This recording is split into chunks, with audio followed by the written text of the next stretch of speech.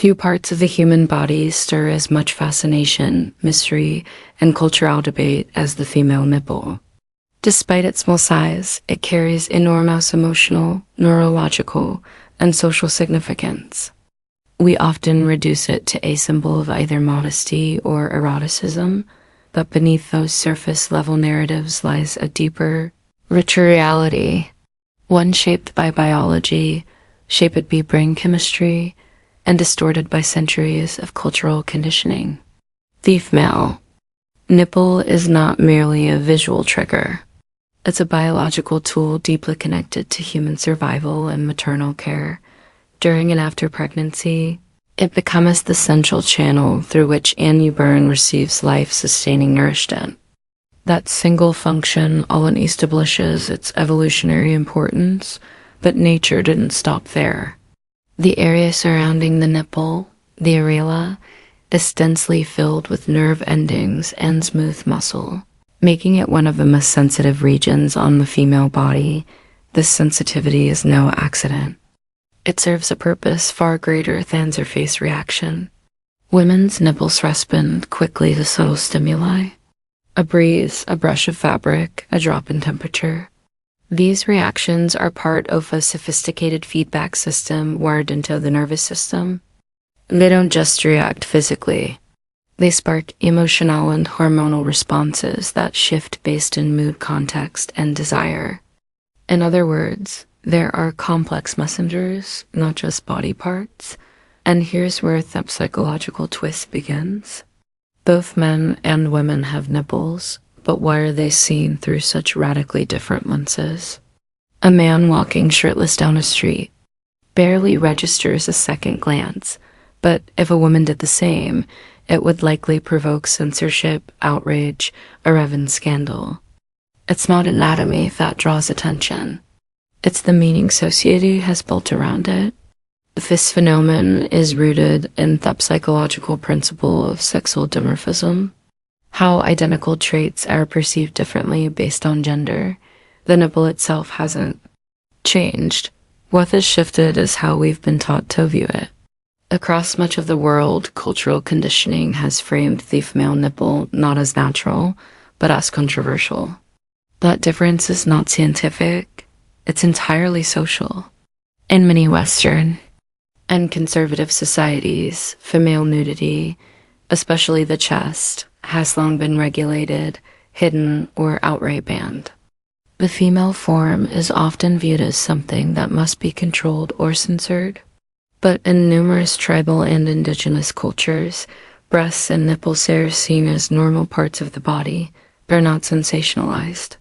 They're not sexualized. They just are, and that contrast is telling. Psychology research reveals that our emotional reactions to body parts are not hardwired. They are learned. We are trained often unconsciously to associate certain parts of the body with shame or sex. And the more we hide or forbid them, the more powerful they become in our minds.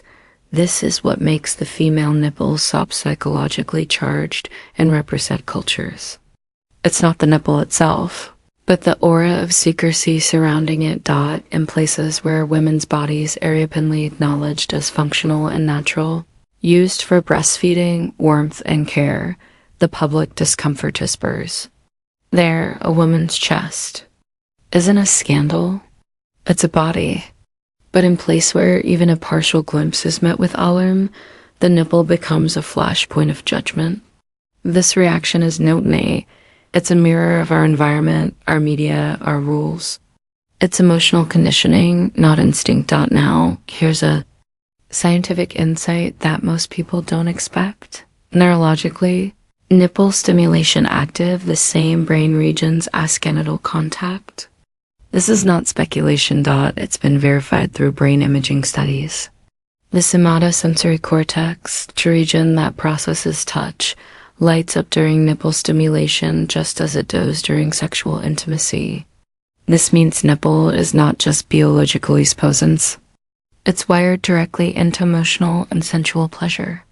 This neurological overlap explains why the nipple can serve both a nurturing and erotic role. During breastfeeding, it facilitates maternal bonding. But in moments of arousal, it can also be a source of intense pleasure. This dual capacity isn't a flaw, it's a feature of human design. And instead of embracing this complexity, society often reduces it to a one-dimensional taboo. We label it provocative when it's actually layered and deeply personal. The simplification does more harm than good. When young girls grow up in a world where their bodies are censored, judged, or overly sexualized, they absorb those messages into their identity. Many women struggle with shame, confusion, or detachment from their own anatomy, not because of how they feel, but because of how they've been told to feel. That disconnection becomes a quiet burden shaping self-imagine in subtle, painful ways. Mental health is directly impacted by these messages. Women who are taught to cover, conceal, or feel guilt over natural parts of their body often develop body image issues, anxiety, or dissociation. When a person feels their body is wrong or dangerous, it severs the link between self and embodiment. Healing begins when we shift from control to acceptance, from silence to open conversation about what the body truly is. By contrast, body positive education and honest-informed discussions can lead to empowerment. When women understand their bodies on their own terms biologically, psychologically, emotionally, they claim autonomy. They feel more connected to themselves and are better equipped to form healthy, secure relationships. This isn't just theory. It's something supported by years of research in self-esteem and psychological being. Yet, despite all the science and nuance, we continue to sensationalize the female nipple.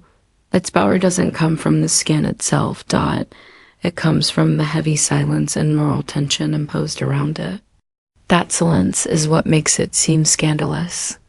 That censorship is what gives it its taboo. The only way to dissolve that false narrative is through awareness, education, and empathy. When we begin to see the female body through a scientific lens, we unlock the truth. It's not a symbol of sin or shame. It's a system evolved, intricate, and built for connection. The female nipple represents nourishment, emotional integrity, and sensuality. And those truths deserve clarity, not censorship. They deserve understanding, not repression. Once we view the body through this wider lens, our entire culture begins to shift. Even among women, sensitivity in nipple varies greatly. Some women report powerful stimulation and emotional arousal during touch, while others may feel nothing more than a soft tickle. These differences are real and valid. Hormonal changes during menstruation, pregnancy, or menopause can amplify or dull this sensitivity. There's no single normal, only individual experience, and that too needs to be understood without judgment.